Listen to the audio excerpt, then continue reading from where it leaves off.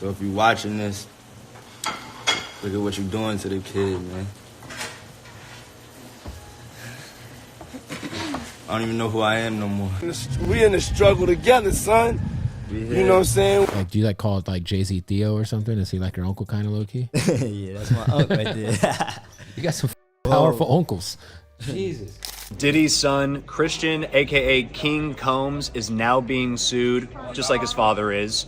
A woman filed a lawsuit against King, alleging that in late 2022, right before New Year's Eve, King assaulted her on a yacht. So you know how Christian Combs made that dumb song, Taunting the Feds, and then the next day the feds leaked that video of Diddy putting his hands on Cassie? Well, it looks like King Combs still hasn't learned his lesson, because he's now out here threatening to snitch on all of Diddy's industry friends, including Jay-Z and Beyonce. Now, low-key, I do hope Christian snitches on all these people. But at the same time, how stupid is Christian? Not only is his dad looking at a very long prison sentence, but Christian himself is facing an SA lawsuit, and the alleged victim submitted audio evidence to back up her claims. Now, as for Jay-Z and Beyonce, Jay has been laying low ever since Diddy's houses got raided back in March, and he hasn't shown his face in public for months now. As for Beyonce, she's been trying to distract everyone with that country album and her new hair care line. But you already know the internet does not forget, and folks are now digging up all kinds of receipts on the Carters and their ties with Diddy. But what exactly does Christian know about Jay-Z and Beyonce's friendship with his dad? Are the Carters really the next in line to be exposed? Let's break it down. And you know, hey yo, we with you. We with all y'all. We don't, yeah, don't think I'm it's. glad you with me, though. You know, don't think we ain't in the struggle. We in the struggle, man.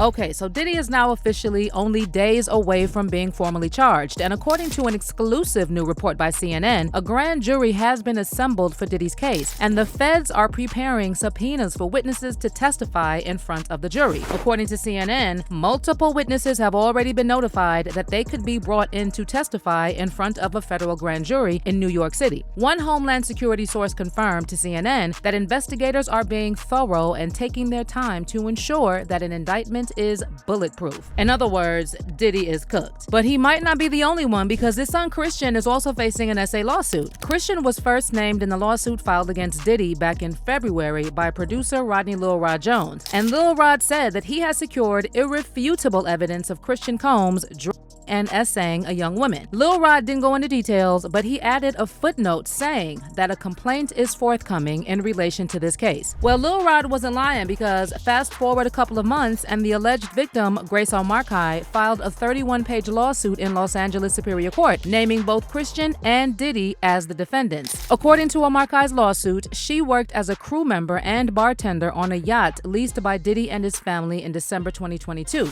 She says the experience was sold as a wholesome family excursion, but it turned into a hedonistic environment with multiple ex-workers and other celebs brought aboard. O'Markai alleges that in the early morning of December 28, Christian Combs pressured her to drink a shot of tequila and then proceeded to SA her. According to the lawsuit, O'Markai believes that the tequila may have been laced with substances. O'Markai also included Diddy in her lawsuit on allegations of liability and aiding and abetting. Of course, a lawyer for Christian and Diddy, Aaron Dyer, immediately denied everything and said in a statement to CNN that the lawsuit contains manufactured lies and irrelevant facts, and that he would seek to dismiss this outrageous claim. But that's exactly what Diddy said when Cassie first filed her lawsuit. He explicitly said he didn't do any of the things being alleged and accused Cassie of looking for a quick payday. And here we are now. Besides that, Christian's alleged victim also submitted an audio recording of the incident that took place in a studio on Diddy's yacht. And according to the transcript obtained by several outlets, the woman can be heard saying, "Excuse me, you don't touch my legs like that. I'll move my legs where I want to. If I want to do this, then I will. You don't touch my legs like that." Christian then allegedly tells her, "Listen, you and everybody in the crew." The woman then informs him she wants to leave the studio and that she's not even allowed to be in there as a member of the crew. Christian then asks her, "Who can I talk to? I'm gonna say I requested you right now." To this, the alleged victim replies, "Well, you can take your hand off my ASS for the first thing." After this, the woman claims Christian Christian pressured her to take a shot, which she believes may have been spiked. Now, you would think that Christian would shut his mouth and lay low after all of this, but instead, he decided to taunt the feds in a diss track aimed at 50 Cent, where he defended his daddy and claimed that when the feds raided their house, they should have checked the one next door that's also owned by Diddy. The track is called Pick a Side, and Christian sends shots at his daddy's industry friends for abandoning him.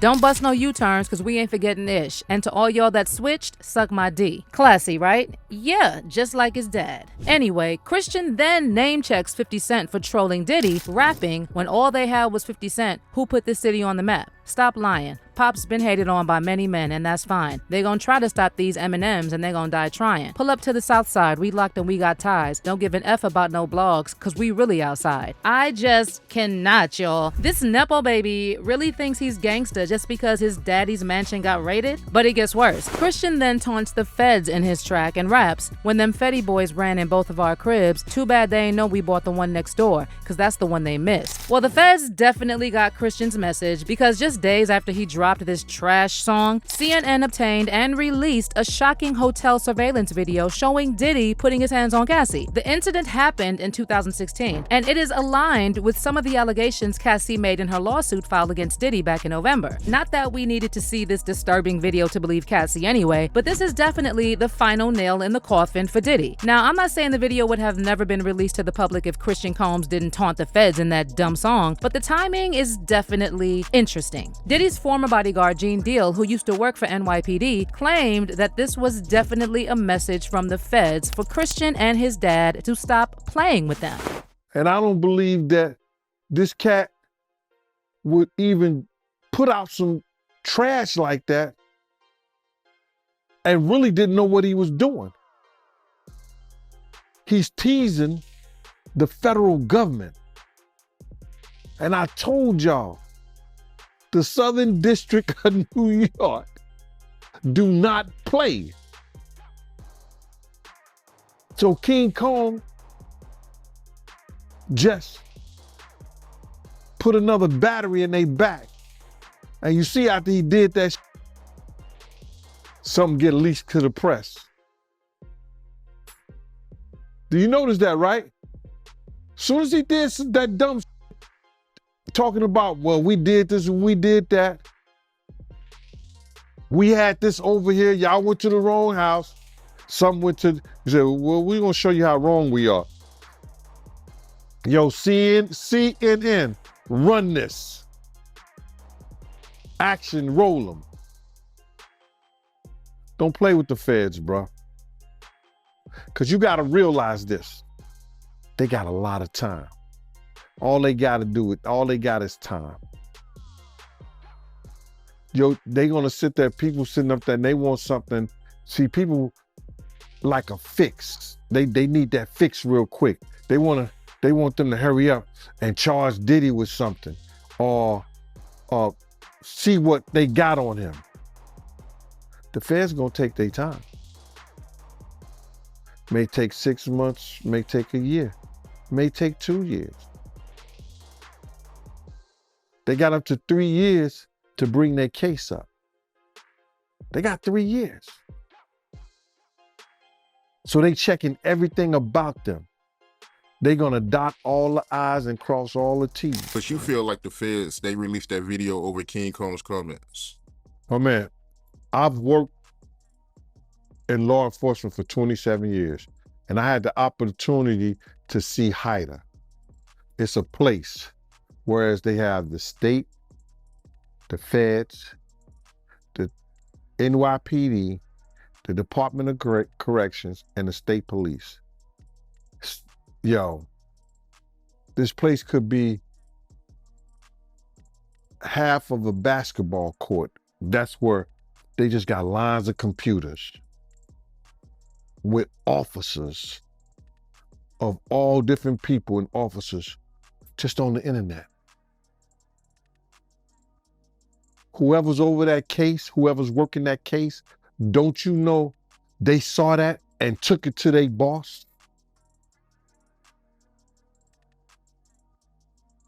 You might think it's petty, but it's not. You do not agitate a lion with a pork chop. And that's what that kid did, bro. But believe it or not, Christian Combs is still going at it. Now, I don't know if Christian took classes in the back of the little school bus with a helmet on, or if he's just arrogant and out of touch like his dad, but he's now allegedly threatening to snitch on all of the celebs he feels abandoned Diddy in his time of need. And get this, the first on the list are allegedly none other than Mr. and Mrs. Carter. See, Christian previously revealed in an interview that Jay-Z is the first person in the industry he asks for advice after his dad. And it sounds like Jay wasn't just an acquaintance, but a family friend. In fact, Christian said he thinks of Jay as his uncle. Besides your dad, who's like a big homie in the rap game that you look to for like advice, or, you know, when it comes to like, if you need to go to somebody for, maybe your dad's busy closing $1 billion deal or something. Yeah, I would say Hove. Before I dropped this song, we had to talk, and that inspired me a lot. So Jay-Z? Yeah. I just love how you just threw that out there, like, yeah, Hove. Nah, facts. That'd be the. What did the talk entail? Person. You said what? What was the talk about? The talk was definitely worth the money. You know how they was like, yo, would you take the talk or the money? It was definitely worth it. He was just saying, you know, like, to believe in yourself and just always like follow like what's in your heart. Like not what no one else is saying or anything. Just do what's in your heart. So your advice would be, say no to the 500 grand and take the dinner with Hove. Definitely take the dinner with Hove. Do you think so? For sure. Was this over the phone or in person? It was in person. That's so fire. Yeah. Like, do you like call it like Jay-Z Theo or something? Is he like your uncle kind of low-key? Yeah, that's my uncle right there. You got some powerful uncles. Jesus. You got to get Hove on. You got to bring him, like he's on the new Khaled album. So you got to get him on your album. Nah, that would be crazy. He's on the Khaled album. Yo, Hove, you see this? Need a verse. Diddy also said something along these lines before about Jay practically being part of his family, and he said that, besides his mom, Jay is the only other person allowed to call him by his government name, Sean. Who is Sean approved from the world of entertainment? There's only one person. Oh, go on. And I call him Sean. That's Jay-Z. We call each other Sean. Okay. Yeah. Nobody else could call me Sean. He's the only person who's Sean approved. There's not a single person that outside of family. That should be outside of my mother. Okay, That should be calling me Sean. And Jay wasn't trying to hide his friendship with Diddy either. Diddy was a regular at Roc Nation's annual brunches, and when Diddy got that Lifetime Achievement Award from BET in 2022, Jay recorded a special message for him talking about how Diddy inspired him to not take no for an answer.